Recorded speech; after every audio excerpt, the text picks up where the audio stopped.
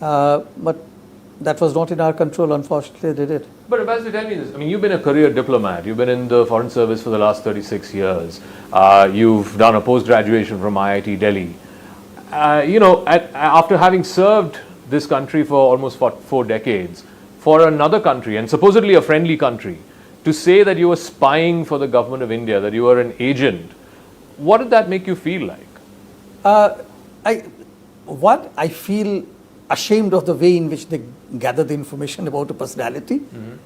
Secondly, I feel that they don't understand the role of a career diplomat. So they have professional diplomats, good friends of mine, still good friends. But I was quite taken aback. Mm-hmm. It baffled me that without any warning, without any alert, they decided to play this game. But that was their prerogative and they did it. Do you know why? I mean, and now that you have hindsight of 2 weeks and you're looking back, do you feel like, you as you said, they were playing a game and you became a victim in this game? I would say my own sense is that it was playing to the domestic political lobbies. That was one. Second, that they didn't understand what could be the repercussions on the bilateral relations of doing so. And thirdly, I would say that, I was a bit outspoken. Mm-hmm. And I always tried to I always tried to be as polite as possible when it is diplomatic niceties. Yes. But when there was an attack on my national interest, such as challenging the territorial integrity and sovereignty of India, it was difficult to keep quiet. So I was seen as someone who was standing up to the Canadian system. Probably they didn't like it. So tell me, this whole thing actually came to a head on the 18th of September last year when the Prime Minister of Canada stood up in Parliament and said, at that time he said, there were credible allegations of Indian agents being involved in the murder of Nijjar. You were ambassador for over a year since then. Did they give you anything to back up this credible allegation? Absolutely not. Absolutely not. And I learnt about it from the TV because I was watching the session of the Parliament on that day. I only knew that something might come up, but I never thought that someone will be so illogical to say things like these without having any hard evidence in hand. Did it surprise you that the Prime Minister of a country was standing on the floor of his country's Parliament and making such an allegation, such a grave allegation, and that too against a friendly democracy? Certainly I was surprised, but not only surprised. Later on, when he declared in front of the Foreign Interference Commission that he didn't have hard evidence, I felt that it was a sad day that someone who is the leader, elected leader of such a beautiful country with beautiful people, and without any hard evidence, you started breaking a relationship which have been time tested. So what do you think then happened when he said it first a year ago, from credible allegations to his testimony before the Foreign Election Interference Panel, where he said it was not hard evidentiary proof? Those are the words that he used. What changed, or was it just to give away that they had nothing? I mean, soon I think about a week and a half after he made that announcement in the Parliament, he himself came out in the newspaper and said that this was meant to put a chill on India. Now, for a mature statesman, this is not expected. Have they, in the last year that you were there, given anything so one of the contentions that they make is, look, this is intel. Now it's up to the Indian authorities to investigate and make this into evidence. For investigation as well, you have to give us something which can be legally acceptable. After all, if, for an example, if we have to intercept a telephone number, we'll need a legal authorization for that. That can only happen if we have enough evidence that such interception is required. So therefore, the legality of the evidence is as valid in their country as it is valid in India. They are not the only country in the world which has got rule of law. We have rule of law ourselves. So therefore, the legal threshold has to be observed. So what is India's best case explanation for what happened to Hardeep Singh Nijjar? I have no idea, and I would not like to guess. In Canada, there are multiple gangs which do gun running and human trafficking and drug peddling. So there are many of them, and these are lucrative businesses. So I do not know if it is due to the gang rivalry, if it is due to the turf war. And why I'm saying that is, I'm very mindful of the fact that the investigation is still on, and till the time it has been concluded and presented in the court of law, we should not comment on this. I believe there are 4 individuals who have been apprehended. The adjournment has happened about 4 or 5 times already since May, since these individuals were apprehended. Has any information been shared with the Indian side, by the Canadian side, who these individuals are, what they suspect their role is, and so on? Not in details. Okay. I was told on phone that these arrests have been made, and according to our records, they are Indian nationals, and they will be charged for first-degree murder. Thereafter, the RCMP held a press conference. There again, they announced the same thing, and then they continued that path, and that's fine. Okay. Listen, there is certainly a crime which has been committed. Yeah. I detest Nijjar because he was a great terrorist. But at the same time, whatever is the legal due process in a country should be observed. So these people who have been arrested on a certain allegation is still not proven. Of course. And all 4 of them are saying that we are innocent. So they have been arrested on certain allegations. The trial would begin because it has been postponed continuously, as you know. I think the next date is 21st of November. These 4 have not asked for any consular access so far. Okay. So we really do not know their state. And once the court has reached a verdict, only then we will know that the first court in this case has decided whatever it has decided. And for these 4 people, appeals will also be available. Yeah. So till the time everything is exhausted, how do we know whether the allegations would actually measure up to the judicial threshold? So far, there have been no requests for any kind of consular access to these individuals? Not by these 4, no. Not by these 4 individuals. I do want to ask you, and you have said this previously as well, that over the last 20 years or so, India has made, I think, about 24 extradition requests to Canada. Can you shed some light on what is the nature of these requests? Who are these individuals against whom these requests? And have any of these actually materialized? So, as per the latest figure, I think it is 26. Okay. And 4 or 5 have been acted upon. Okay. Any of them Khalistani, suspected Yes. Khalistani Yes. elements? Would you know a number? I would avoid giving it. the number and the names. Okay. Because it's a Sure, process. fair enough. And others are still awaiting discussions and disposal. The difficulty is that some of them are lying there for 10 years. So if there is intent to resolve it, then certainly it can be done. And those discussions, through those such discussions, we can see those cases resolved, the justice done, and the crime that they have committed, they are punished for that crime. Is one of the individuals against whom an extradition request is pending is Goldie Brar? Yes, that's right. So explain this to me, Ambassador. Goldie Brar is wanted for a number of crimes, including the murder of Sidhu Moosewala, the famous Punjabi singer. And the RCMP commissioner the other day said that the Indian government agents are using elements from Lawrence Bishnoi's gang. How does this work? This Goldie Brar is supposedly the number 2 in Lawrence Bishnoi's gang, and against whom an extradition request is pending, and those same people are being used by the government of India. Not only that, let me add to that. Goldie Brar was on the most wanted list by the BOLO, which is a civic organization, works with the law and order authorities. And all of a sudden his name is missing. He's no longer in the wanted list. So how do I explain this? So we have said that we need this person because of the crimes that he committed in India, or he has made the crimes being committed in India. Then on our hint, he was put in the most wanted list, and all of a sudden, he disappears. And there's been no And he is intimation. a Canadian citizen. No intimation to the No intimation to us. to the Indian authorities. Absolutely. So what do I read? I only read that there is some reason why you don't want him to be exposed.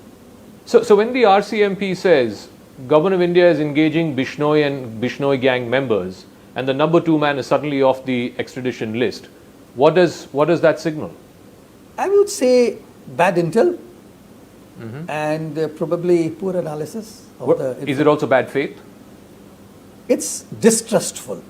Not only bad faith, it's distrustful.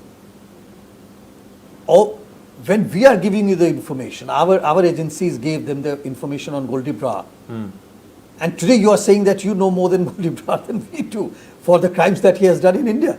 That's laughable. So India sends an extradition request. Canada says we are perusing the matter, and then a few months later, mysteriously, his name disappears from the most wanted list. And again, just for your viewers, this most wanted list is not compiled by the government authorities. This is by a civic organization which works with law and order authorities. I do want to come to the politics because, one of the contentions that's been made is that Mr. Trudeau is doing this, for his own political domestic constituency. And you said in an earlier interview that there would be no more than 10,000 hardline Khalistani elements out of a population of about 8 lakhs or so Sikh Canadians. That doesn't seem like a good enough number to be pursuing this kind of politics, which has pretty much destroyed an important bilateral relationship. So these 10,000 further sort of intimidate close to another 90,000 to 100,000 people of Indian origin. So say it grows to 100,000, for example. Okay. Even then it is a very small number as compared to 20 million, so 2 crores. Not 20 million, I'm sorry, 2 million, which is 20 lakhs of people Correct. of Indian origin. But what happened was, over the decades, the Khalistani extremists and terrorists have been able to get their people into various organizations, constitutional as well as executive organizations in Canada. So therefore, they have much more influence as compared to just these 10,000 people. There are people in the parliament who sympathize with the Khalistanis. There are staffers of ministers and parliamentarians who again sympathize with them. There are people in law enforcement departments who are sympathizers of Khalistan. So they have, if I can use the word very loosely, they have infiltrated all these institutions and organizations. And therefore, when I look at only 10,000, that will not tell you the real story of their influence. Even these 10,000, they are the most vocal part of the Indo-Canadian community. So as we say in India that the baby who cries the most gets the milk. Yeah. And that is what is happening there as well. But what about the silent majority in the Indian community? There's close to 1 million Hindu Canadians as well, and they are most affected by all of this Khalistani stuff. Even as you said, a majority of the Sikh Canadians are also anti all of this. How come that pressure is not being brought to bear on Mr. Trudeau and his politics? Unfortunately, that had not happened. And, there are certain, what they call as ridings, what we call as constituencies. Yeah. So there are certain constituencies which depend a lot on the block voting by the Khalistanis. Others are spread all over the country. Yeah. And therefore, their voting or not voting may not impact that much. It will impact, of course, their voters in the domestic in the elections. That is by reading. Okay. But again, I'm no one to comment on the domestic politics of the country. Canadians will decide who is elected. Canadians will decide who is the Prime Minister of the country or other senior executives. The polls there seem to suggest that Mr. Trudeau is very badly off electorally. He's 20 points behind the Conservative leader. That, as you said, is their domestic politics. We don't want to get into that. Do you see, even if a new government comes into power after elections next year or even before that, do you see the state of the bilateral relationship as being, can be rescued from this point? See, first of all, one thing which I want to make very clear that Canadians will choose the next government. Of course. And whosoever comes, Sure. we have to do business with that government. Sure. And we are quite capable of doing that. Secondly, there is a condition for relation to move north. And the condition is very simple. Please do not allow your territory, your soil, to be used by your citizens to challenge India's sovereignty and territorial integrity. That is the ask. Simple ask. Criminal behaviors should be punished. And criminal behaviors, I mean against India. If you want to develop trust, then we have to look after Canadian national interests in India. They should look after India's national interests in Canada. I do want to ask you, some of these individuals against whom extradition requests are pending, Lakhbir Singh, Hardeep Singh Nijjar, Goldie Brar you mentioned, all of these elements landed up in Canada around 2017, 2 years after Mr. Trudeau came to power, and they were all given citizenship, and ever since this whole Khalistani separatism, advocacy, etc. has increased. Do you see a connection between the two? The immigration had increased, and therefore more Indian nationals came to Canada. Many of them opted to stay back. And then there is a process to gain Canadian nationality, and they followed that process. Some of them followed the asylum process to get the Canadian citizenship or permanent residentship. So they had different paths to follow, but at the end, they were resident in Canada, some on permanent residency, some others on Canadian citizenship. Whether or not it was encouraged by the present government in Canada, difficult to say. But if the window was opened wide, more people will come. You think the fallout of that has been the announcement that we had a couple of days ago that they are reducing the number of foreign workers by 20%, and I believe Indians will be affected by that? You know, my own understanding is that Canada is not able to generate enough jobs for the immigrants who are coming. It is not able to generate or build enough houses for them to live. So therefore, the only solution in the short term was to curtail the total number of people who would enter Canada to live, so that the housing crisis could be a little less impacted, a little more impacted, and the inflation and the price rise, jobs, they could be at a better and sweeter spot.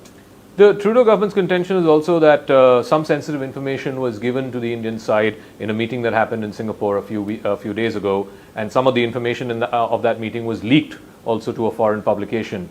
What do you make of that? Was any information shared in that meeting or prior to that or subsequent to that? And the fact that details of that meeting have been leaked to a foreign publication? So, first of all, not a shred of evidence.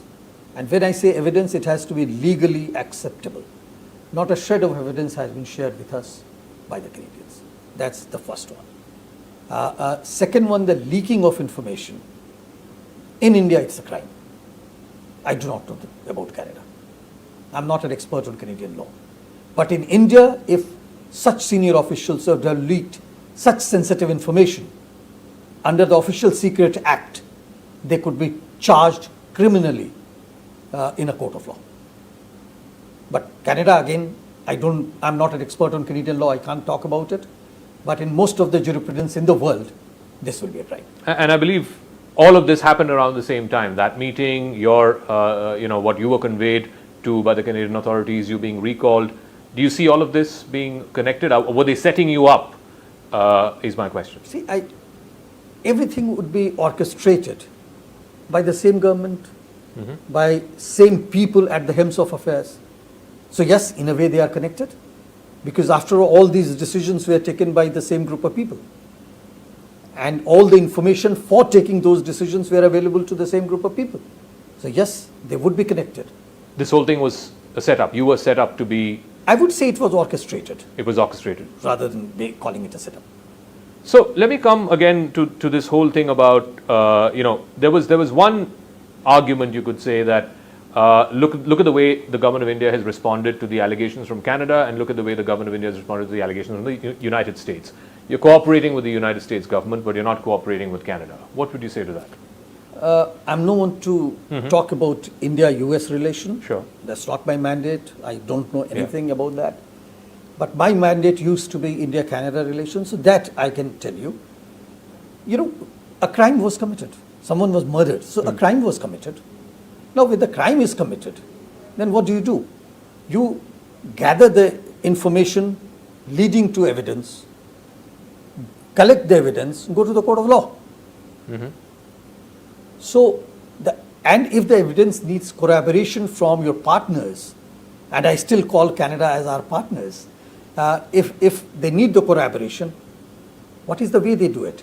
They come with the evidences, consult us, and then say that, look, these are the evidences. Some of the leads lead to my country. Can you please check it out? But the evidences have to be legally acceptable. You think the difference in the nature of the response is because you reckon the Americans did that and the Canadians did not? Again, I will not go to the Americans. Fair enough, yeah. But the Canadians have not given us any legally acceptable shred of evidence. I do want to take that thought a little forward. Where do you see the trajectory now of Indo-Canadian relations? Because after all, we have a large diaspora. There are people who have families there, people who want to travel, so on and so forth. What is the fallout of all of this on those residents, the citizens of Canada and the citizens of India? India-Canada had been good friends. Khalistani problem is nothing new in Canada. And I hope India and Canada will remain very good friends and partners. This is a phase we should pass by. But let's be very clear that for the relationship to become better or move northwards, it is very important that our core concern be addressed by the Canadian government or Canadian governments. And the core concern is? The core concern is, please don't allow your soil, your territory to be used by your citizens against the sovereignty and territorial integrity of India. Are you also concerned that it's almost like after the Canadians came out and said what they said, and after you were withdrawn as ambassador, there seems to be corroborative statements of support coming from their Five Eyes partners? It's almost like they are taking the Canadian side and not the Indian side. Does that worry you? See, again, I will not talk about other countries, but as far as Canada is concerned, I am looking at it very objectively. Support, no support, statements, they are narratives. I am looking at hard evidence. Show me the hard evidence. Narratives, anyone can build. I can build a narrative. So I'm not looking at narrative at all. Narratives may trouble us on a negotiating table, but they are just narratives. I need to see hard evidence because there is a crime which has been committed. India has been wrongly implicated. I need to see the hard evidence for implicating India in such a nasty manner. But you said the narrative can or potentially could hurt. Is India making an attempt to correct that narrative? Not with the Canadians, but certainly with our other friends and partners. Even with Canadians. Okay. See, we have to raise awareness. Yes. And that is one of the reasons why we have Indian diplomats all over. So awareness raising had been going on, and still the 95%, 98% of Indo-Canadians there, they know the narrative. They do understand that what's happening is wrong. The only thing they had not been doing so far was conveying their concerns to their chosen elected representatives. But what about other countries? Other countries who, like I said, may be towing Canada's line or at least echoing Canada's line. Should we attempt to correct the perception? Absolutely. We should tell them what our perspectives are. But again, that's not for me to decide. That is government as a whole decision.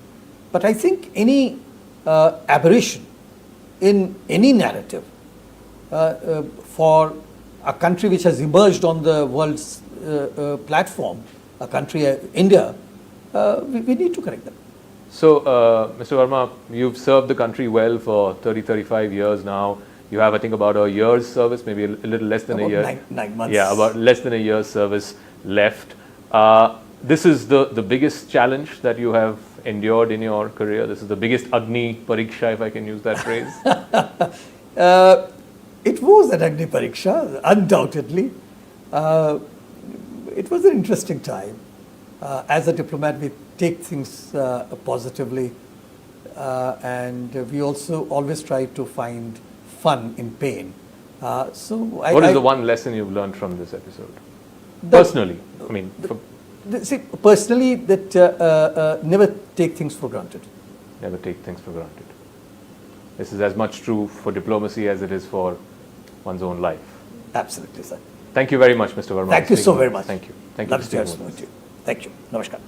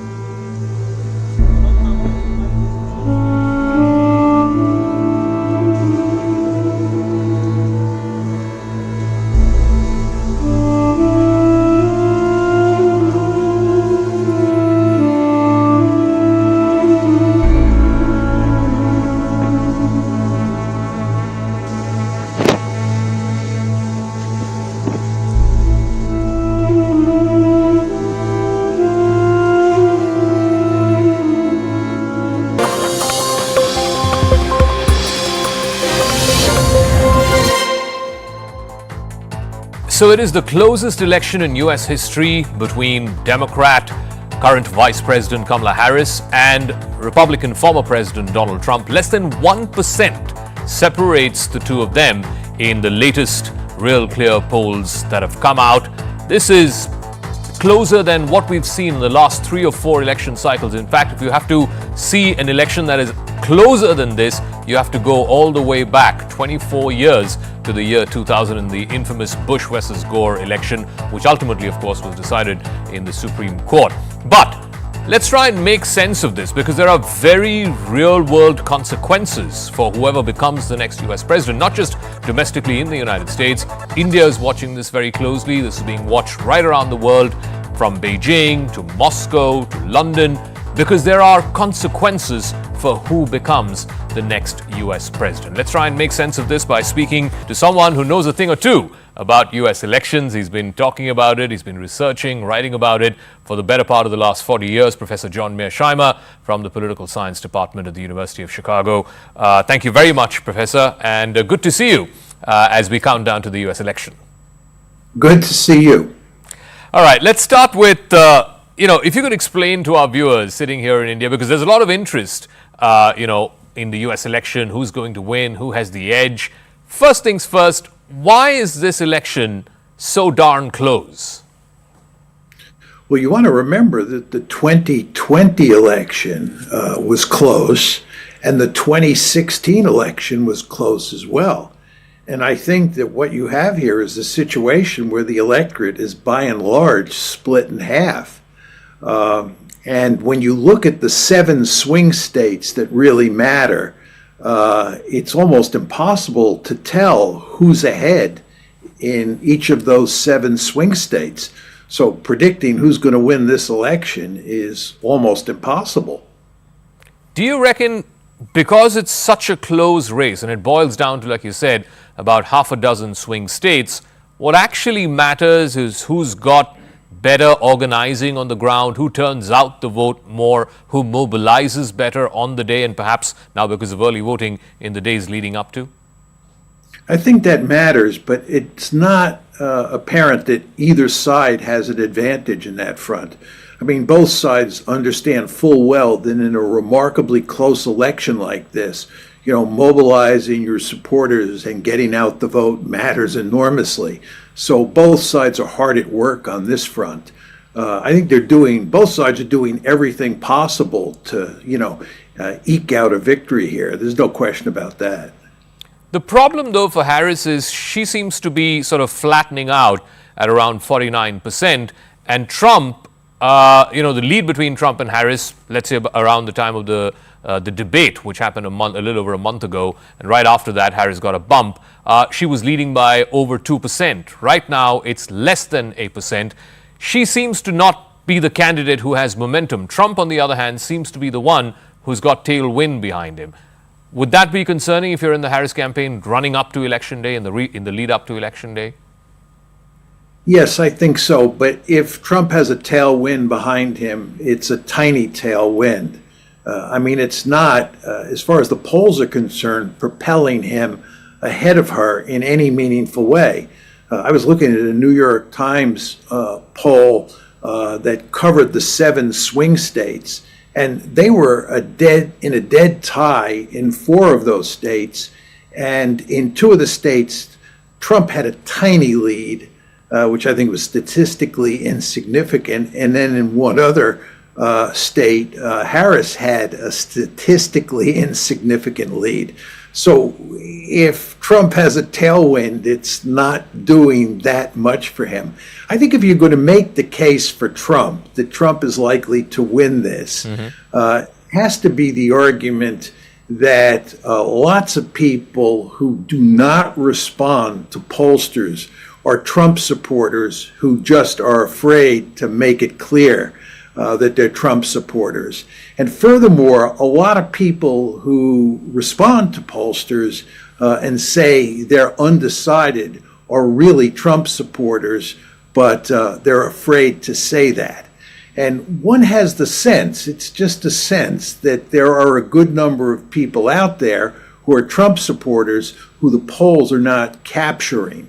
And many people believe that this is what happened in 2016 and what happened in 2020. You want to remember, in both of those cases going into the election, it looked like Trump was in much worse shape than turned out to be the case after people went to the polling booth. And this is the argument that it's hard to say publicly in certain states and in certain quarters that you're a Trump supporter, even though once you get in the polling booth, you'll pull the lever for him. So I had Professor Lichtman on the show earlier this week from the American University. He's, of course, the man with the famous keys. He had an interesting take on this, the undercounting of the Trump vote.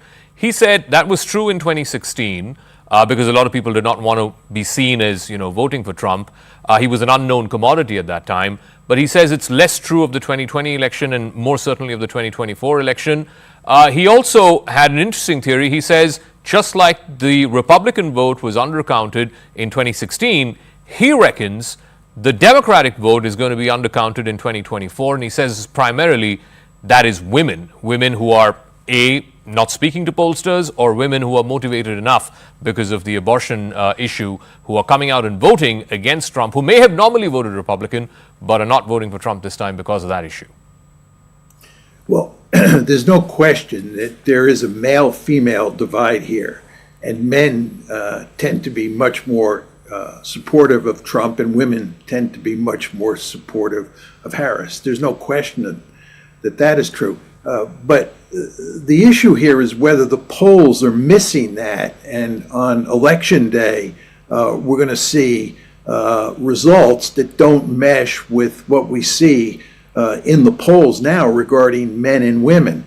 And I don't think that's the case. I think the polls are pretty much capturing the female-male divide at this point in time. The point I was making had to do with Trump supporters. I do believe that there are a good number of people out there who I interact with who are going to vote for Trump, but do not say that to me because in the circles I move in, saying that you're a Trump supporter is not a smart thing to do. It's not politically correct. How do you square that with, again, conventional wisdom that much of Trump's base or his supporters are non-college educated white voters? Well, that's just clearly true. But Trump has lots of other constituencies that support him. For example, if you make a lot of money and you're not interested in paying taxes, you're going to vote for Trump. Furthermore, if you're deeply opposed to abortion, even if you're wealthy, you're still going to vote for Trump. There are just a lot of different issues at play here. Think about Arab Americans and the consequences of what's going on in Gaza. And here we're talking about the Gaza genocide. In the year 2020, Biden got, 80+% of the Arab American vote. If you look at polls today, it looks like Trump gets 45% and Harris gets 43%. Again, compare that with 80% of the Arab American vote for Biden in 2020. You want to remember that Biden won Michigan, which is a swing state that has lots of Arab American voters in 2020. And he may lose, or she may lose, Harris may lose, and Trump may win in Michigan because of that Arab American vote. I do want to talk about the immigrant vote or the minority vote.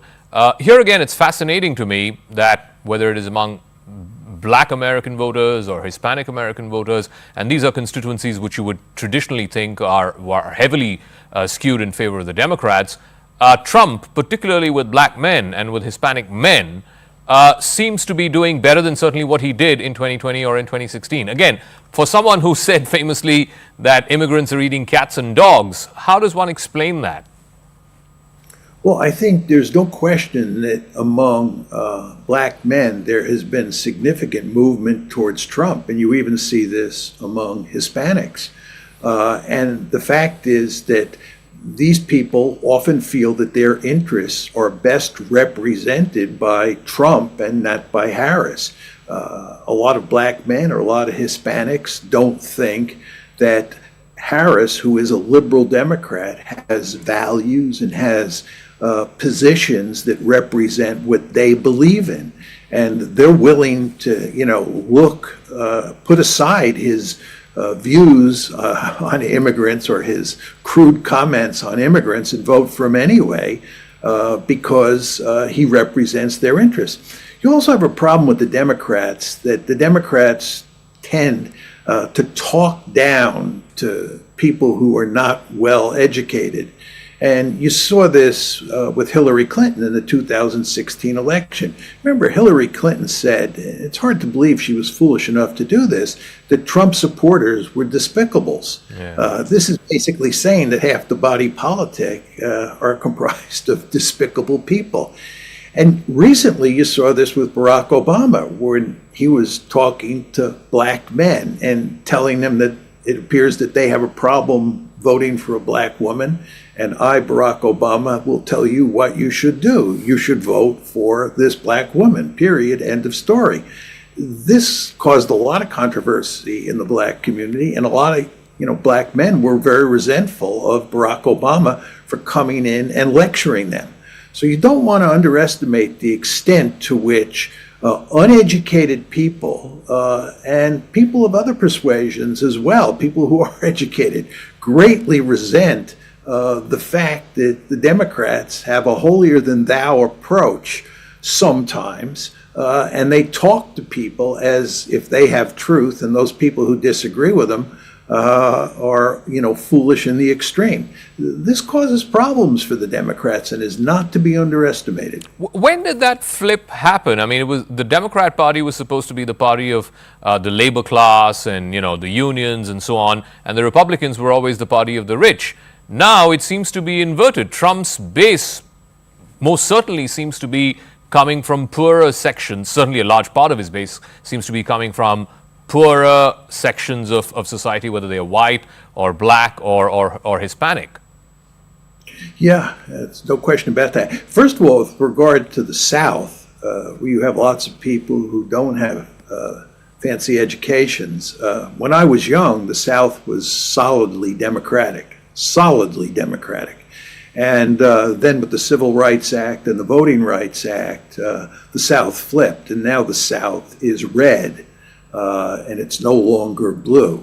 So that's one big part of the story. But the other thing is that starting in the Reagan years, and certainly picking up in the Clinton years, the Democratic Party lost its ability to almost automatically attract the workers. The working class. It used to be, again, when I was young, that people who were in labor unions, people in the working class, axiomatically voted Democratic. That began to shift under Reagan and certainly under Clinton, because Clinton began to appeal to well-educated people. And his interest in the working class was not as great as it had been previously under people like Truman and people like FDR and so forth and so on. Okay. So the Republican Party began to lose workers. The Democratic Party began to lose workers. I do want to come to a point where, a lot of non-politically heavy or politically engaged voters, want to vote for the person that they feel right, that they feel has character, right? Especially for the most important job in the country. And here's where I'm curious to know, despite all the stuff that Trump has said, how is it that he's still polling such high numbers? I mean, just in the past week, 10 days, he's talked about Arnold Palmer taking a shower. He's said some pretty uncharitable things, like I said, about the immigrants eating cats and dogs. Does that not matter? I mean, is he like Mr. Teflon, nothing sticks, it doesn't matter what he says? Or is it that they are far more resented by Kamala Harris on the other side, that what he says doesn't really matter? Well, I think that Trump would probably win the election going away if he didn't say such foolish things. I think that it does hurt Trump. But what puzzles all of us is that despite the fact he says these crazy things, he's still slightly ahead of Harris in a number of the swing states, and he looks like he might win the election. One says, how can this be the case? And I think the simple answer is that people overlook those foibles, those crude tendencies that he has, and they say to themselves, he represents my interests. For example, if you don't want to pay high taxes and you think the Republicans are a party that's not going to raise taxes or even might lower taxes, you'll overlook his crude behavior and vote for him anyway. The same is true with issues like abortion. Furthermore, you want to understand that some people actually kind of appreciate his crude behavior. People argue by behaving in this manner, he is appealing to his base. And I would imagine that there's some black men and some Hispanic men who see him as a real man because of the way he behaves. So it's a complicated issue. But my bottom line would be that if he did not behave in these crude ways, that he would beat Harris handily. I do think he's ultimately hurting himself. So let me come to what the implications or the down the line fallout would be if Trump becomes president or Harris becomes president. Let's start with India. I know there is a sort of bipartisan consensus on the Hill when it comes to India, but surely administrations and the personality of the occupant of the White House makes a difference. Who do you reckon would be viewed more favorably from New Delhi's point of view between Trump and Harris? I think probably it would be Trump, because I think ideologically the Modi government is more in sync with Trump than with Harris.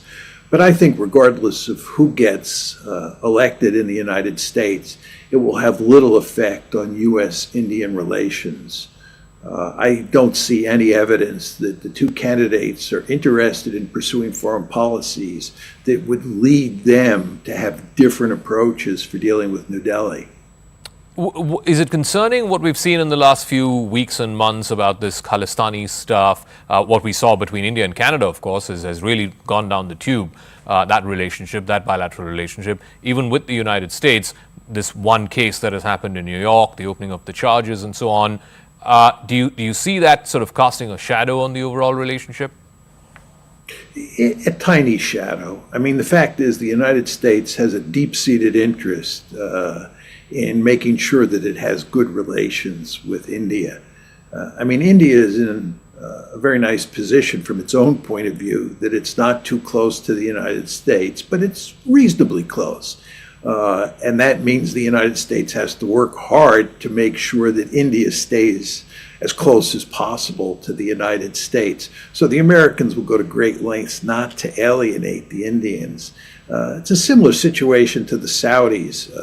The United States sometimes gets very angry at the Saudis and wants to play hardball with the Saudis, but it really can't because it has a deep-seated interest in having close relations with Saudi Arabia.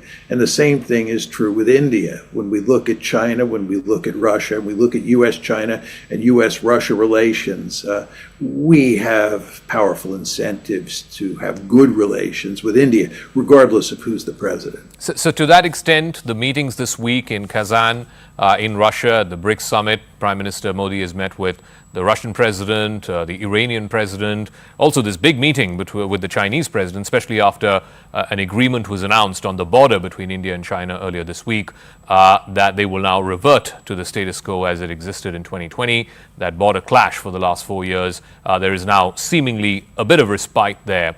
Again, how would this be seen in Washington?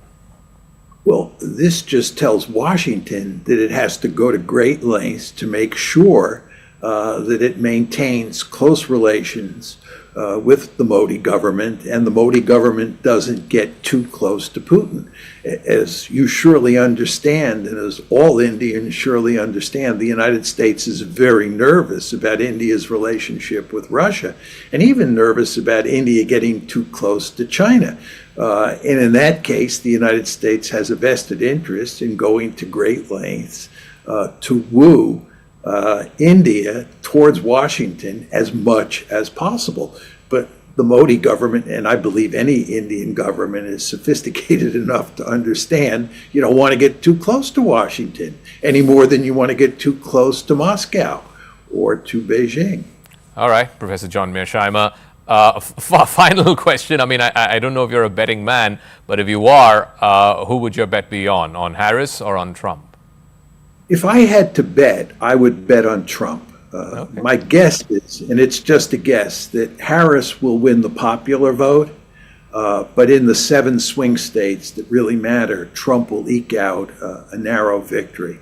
As I said before, I think it's likely that there are a number of people who are Trump supporters who are not saying so. And I think they'll vote for him when the time comes, and that will put him over the top. But my guess would be not by much. All right. Professor John Mearsheimer, it's always a pleasure speaking with you, sir. Thank you very much for joining us here on CNN News 18. You're more than welcome. You're most welcome.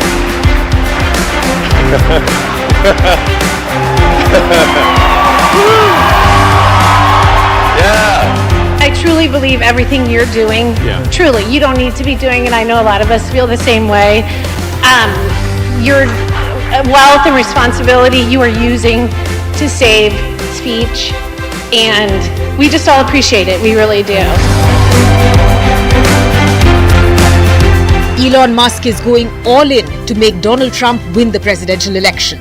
After appearing at rallies with Trump and even campaigning on his own, the world's richest man is offering $1 million to one registered voter in a swing state every day until Election Day on November 5. Musk has given more than $75 million to his pro-Trump super PAC and is hoping the sweepstakes will boost registration among Trump voters. I think with the Trump presidency, we're going to get secure borders, we're going to get safe cities, we're going to get sensible spending, we're going to get deregulation, so we have sensible regulation, and we can unlock the power of the giant that is America. But federal law makes it a crime for anyone who pays or offers to pay or accepts payment either for registration to vote or for voting. It is punishable by up to 5 years in prison. Every day from now until the election, we're giving out $1 million prize. And all you have to do is sign a petition in support of the Constitution. It's very straightforward. You don't even have to vote. You don't have to vote. You just have to sign a petition saying you believe in the Constitution, which if you already believe in the Constitution, you're just signing something you already believe, and you can win $1 million. That's awesome. The petition created by America PAC targets voters in 6 swing states. That's Georgia, Nevada, Arizona, Michigan, Wisconsin, and North Carolina.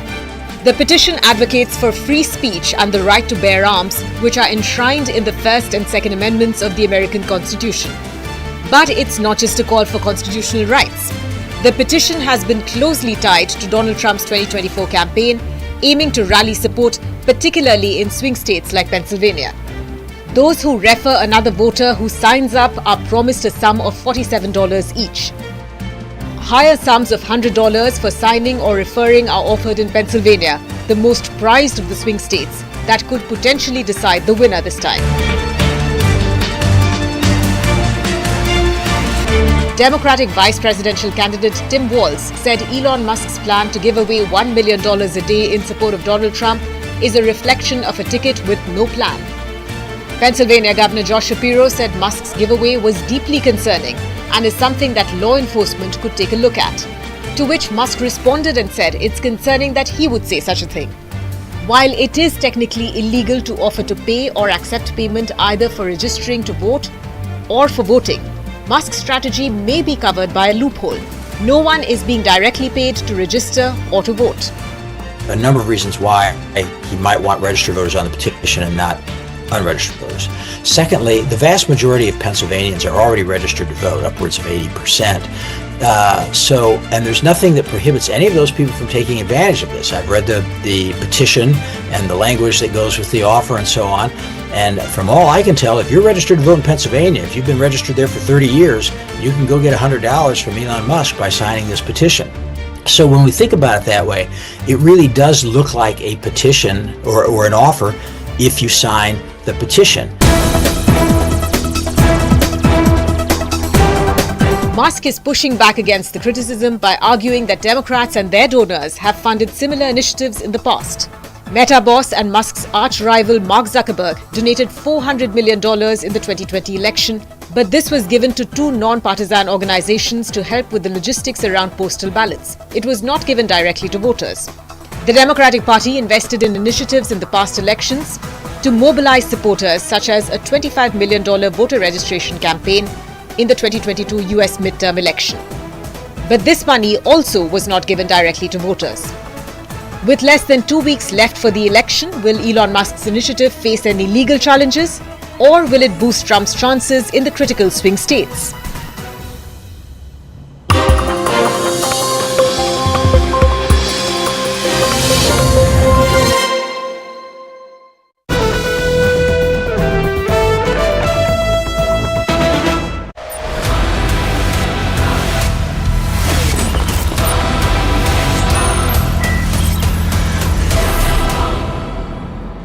Viewers, pseudo-secular liberals often accuse Modi of favouring one community over all others. They say he is biased towards Hindus, the majority community in India. The ultra-left or the woke in the West say he's created a Hindu Rashtra and is well on his way to creating a Hindu Rajya. Rashtra and Rajya are, of course, two different things. What if I told you that unfortunately it is the Hindus in this imaginary Hindu Rajya that are actually discriminated against? And not just in theory, but in practice, by the law, that secularism in this country is unequal by definition, where you're not secular till you design policies and laws as a state that ensure that the state, your government,